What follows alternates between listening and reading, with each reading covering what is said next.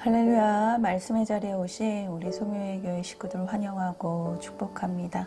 다 같이 사도신경 고백으로 오늘의 예배를 시작하도록 하겠습니다. 나는 전능하신 아버지 하나님, 천지의 창조주를 믿습니다. 나는 그의 유일하신 아들, 우리 주 예수 그리스도를 믿습니다.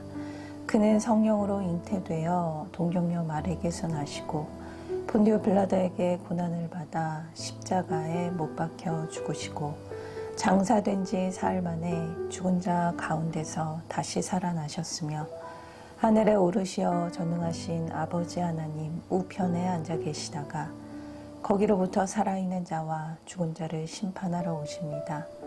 나는 성령을 믿으며 거룩한 공교회와 성도의 교제와 죄를 용서받는 것과 몸의 부활과 영생을 믿습니다. 아멘. 아멘.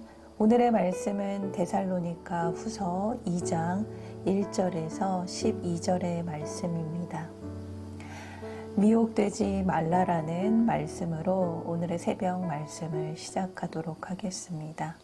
데살로니가 전서는 환난과 박해 가운데 믿음을 지키는 성도들을 위로하고 격려하기 위해 쓴 편지라면 데살로니가 후서는 주님의 재림이 이미 왔다는 거짓 교사들의 가르침에 미혹되지 말기를 당부하는 편지입니다.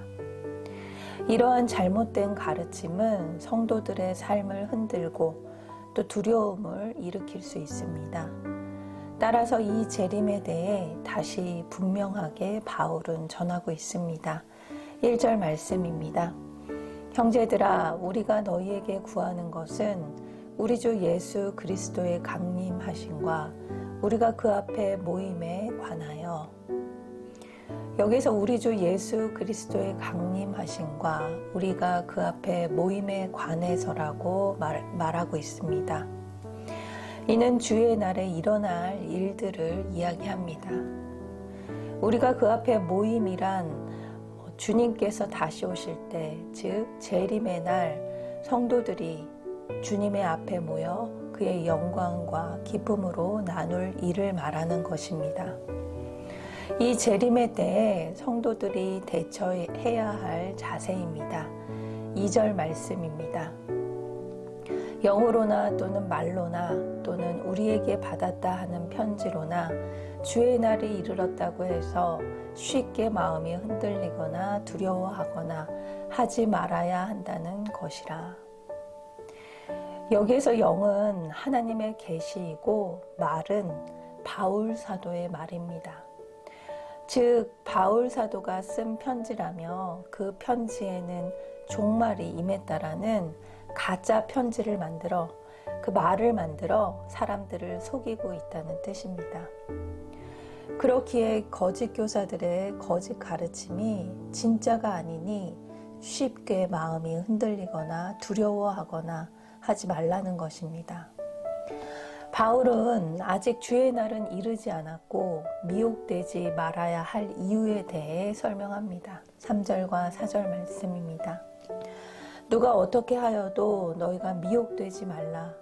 먼저 배교하는 일이 있고 저 불법의 사람 곧 멸망의 아들이 나타나기 전에는 그날이 이르지 아니하리니 그는 대적하는 자라 신이라고 불리는 모든 것과 숭배함을 받는 것을 대항하여 그 위에 자기를 높이고 하나님의 성전에 앉아 자기를 하나님이라 내세우느니라.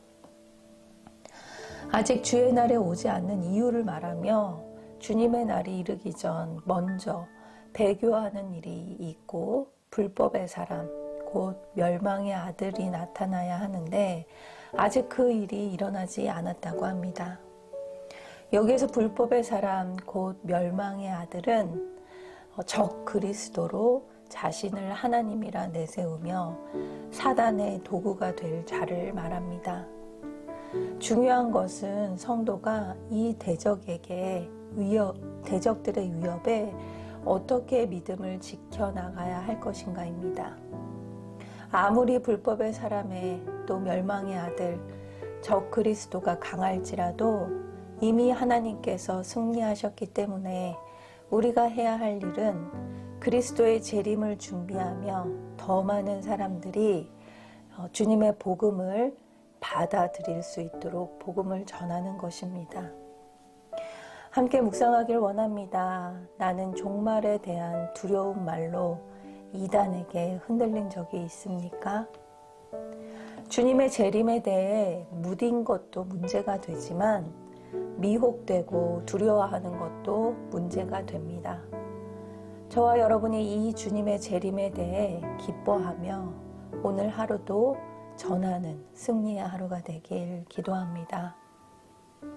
바울은 데살로니가 성도들과 짧은 시간이었지만 그들과 함께 있을 때 예수님의 강림에 대해 말한 것을 다시 상기시킵니다.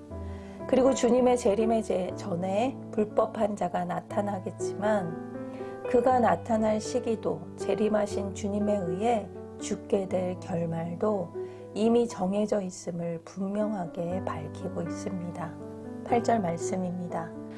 그때 불법한 자가 나타나리니 주 예수께서 그 입의 기운으로 그를 죽이시고 강림하여 나타나심으로 패하시리라. 우리에게도 닥친 여러 불법한 사건도 마찬가지입니다. 주님이 나를 성도로 택하셨기에 모든 사건을 주께서 내 구원과 또 거룩함을 위해 다스리실 것입니다. 따라서 우리는 어떤 상황에서도 우리가 이미 들은 말씀을 기억하며 하루하루 살아내야 합니다. 함께 묵상하길 원합니다. 내게 닥친 불법의 사건은 무엇입니까? 그것도 주님의 통치 아래 있음을 믿습니까? 저와 여러분이 오늘 말씀을 기억하며 나에게 닥친 불법의 사건 앞에 담대히 승리하신 주님을 붙잡고 나아가는 하루가 되길 기도합니다.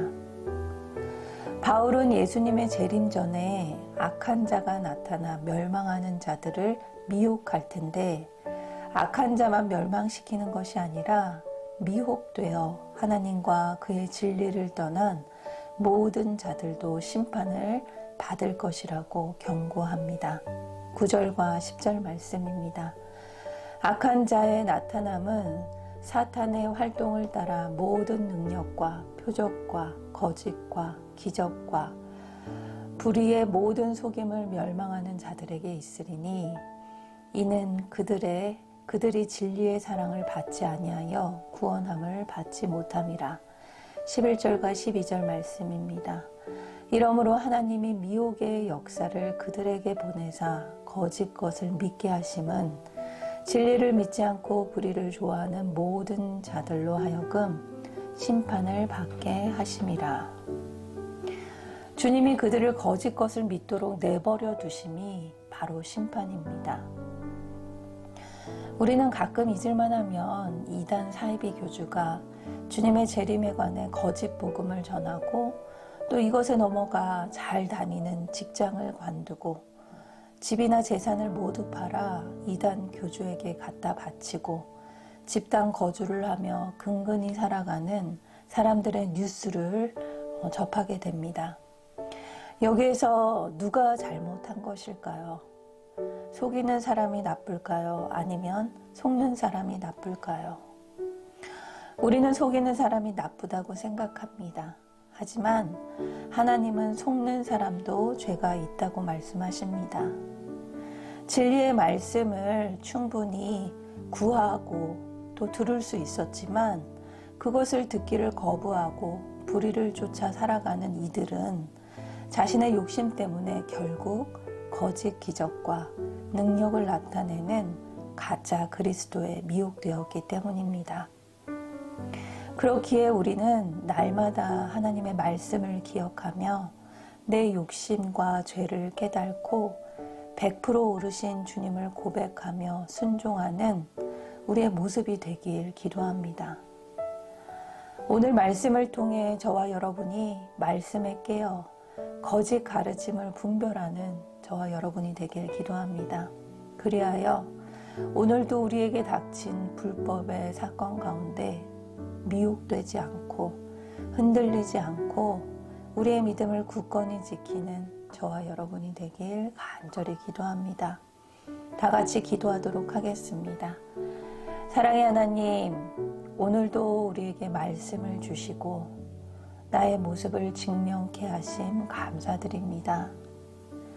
불의한 세상을 좋아하며 육적인 안식과 거짓 기적에 쉽게 미혹되는 저의 연약한 믿음을 불쌍히 여겨 주시옵소서. 날마다 주님의 말씀을 묵상함으로 진리의 사랑을 받아 악한 것을 분별할 수 있는 지혜와 악에 미혹되지 않는 강건한 믿음을 허락하여 주시옵소서. 그리하여 주의 날이 언제 올지 우리는 알 수 없으나 반드시 오게 될 그날이 이르기까지 나에게 맡기신 소명을 힘을 다해 마음을 다해 오늘도 이루길 기도합니다. 오늘도 승리케 하여 주시옵소서. 감사드리며 예수님의 이름으로 기도드립니다.